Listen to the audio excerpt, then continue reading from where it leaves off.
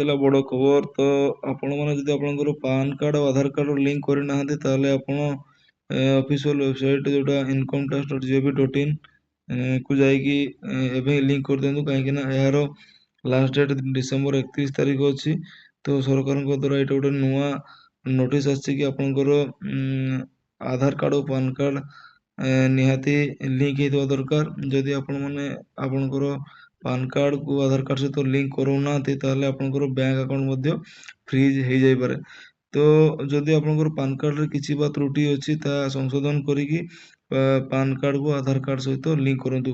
ଆପଣମାନେ ଇଜିଲି ଯାଇକି ଚେକ୍ ମଧ୍ୟ କରିପାରିବେ incometax.gov.in ୱେବସାଇଟ୍କୁ ଯାଇକି ଆପଣଙ୍କର ପାନ୍ ଆଉ ଆଧାର ନମ୍ବର ଦେଇକି ଭ୍ୟୁ ଲିଙ୍କ୍ ଆଧାର ଷ୍ଟାଟସ୍ ଉପରେ କ୍ଲିକ୍ କଲେ ଆପଣଙ୍କର ପାନ୍ ଓ ଆଧାର ଲିଙ୍କ୍ ହେଇଛି କି ନା ଆପଣ ଜାଣିପାରିବେ।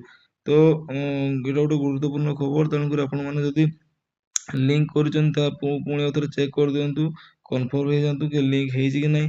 ଯଦି ଆପଣମାନେ ଲିଙ୍କ୍ କରିନାହାନ୍ତି ତାହେଲେ ଇମିଡ଼ିଏଟଲି ଆପଣଙ୍କର ପାନ୍ ଓ ଆଧାରକୁ ଲିଙ୍କ୍ କରିଦିଅନ୍ତୁ, ନହେଲେ ପରେ ଆପଣ ଅସୁବିଧାର ସମ୍ମୁଖୀନ ହେଇପାରିବେ, ଯେମିତିକି ଆପଣଙ୍କର ବ୍ୟାଙ୍କ ଆକାଉଣ୍ଟ ମଧ୍ୟ ଫ୍ରିଜ୍ ହେଇଯାଇପାରେ।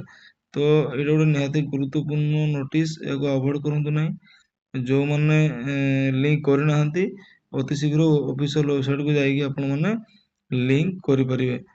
ତ ଭିଡ଼ିଓଟି ବାସ୍ ଆଜି ପାଇଁ ଏତିକି। ଜୟ ଜଗନ୍ନାଥ।